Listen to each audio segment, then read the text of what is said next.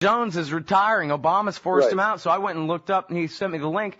I went and looked up Antiwar.com story about it by Jason, and it says that basically they're replacing him with a dove, or a relative dove, that this guy wanted to be harder and harder on Pakistan, speaking of murder-suicide, and that he's been forced out in a way that leans peace?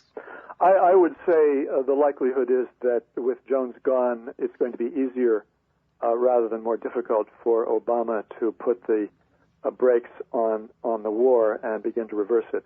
And you think he wants to do that? And let me explain why. First of all, I think the answer is yes. I do believe he wants to do that.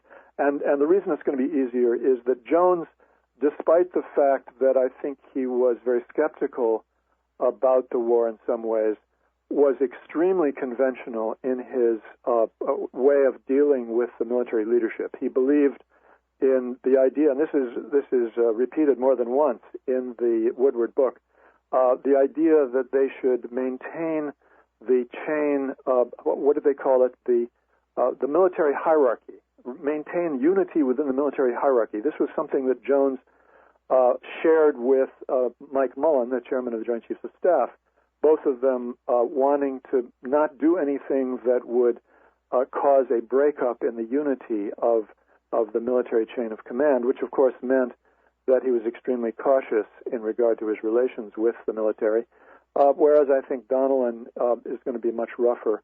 He's going to be willing to ruffle feathers much more than Jones was. So on balance, definitely, I think it's going to be easier politically and bureaucratically within the administration for Obama to pull a reversal of the war next year. And what about High Commander Petraeus?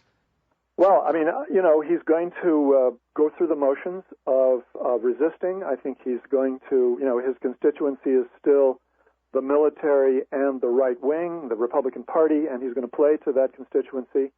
And so we are going to have continued friction, and particularly it's going to make its way into the media. But in the end, again, I think that Petraeus knows the game is over. It's only a matter of time. So exactly how that plays out, who knows? But he's going to be playing this for his own personal reputation and for the constituency that he's still trying to maintain. Which means that if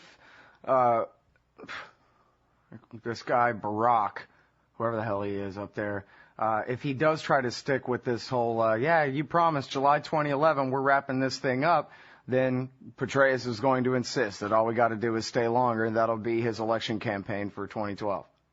Something like that would be the most is the best way that I could figure out how he's going to play it.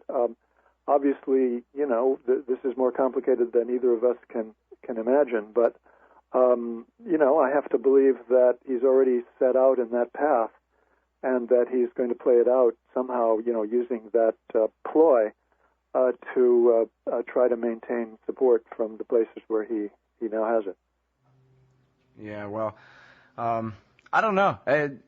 Judging from Obama's past stands and retreats on virtually every issue, speaking of Dillapiro, he had a great couple of pieces about this. Obama just backing down on everything in the whole world.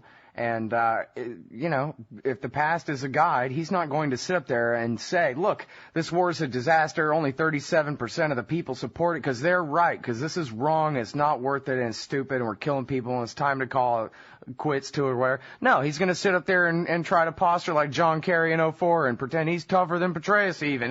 He'll kill even more children than Petraeus. Well, I think, again, I have to revert to the distinction that I made in a previous program, which is that the President of the United States, as long as he has a domestic agenda, as Obama does, cannot afford to indulge in the kind, just purely in the kind of politics that you're talking about. At least he's going to have to account for the fact that this war is going to be looking increasingly like a failure. B, most Americans are opposed to it. And C, the cost of this war is dragging down his administration in a very, very serious way. So he has very serious reasons for wanting to. Well, and at least Rahm Emanuel is gone. Yes. All right, everybody, that's the heroic Gareth Porter. Antiwar.com/Porter. You can also find him at ipsnews.net. Thanks again, man. Appreciate it. Thanks for having me, Scott.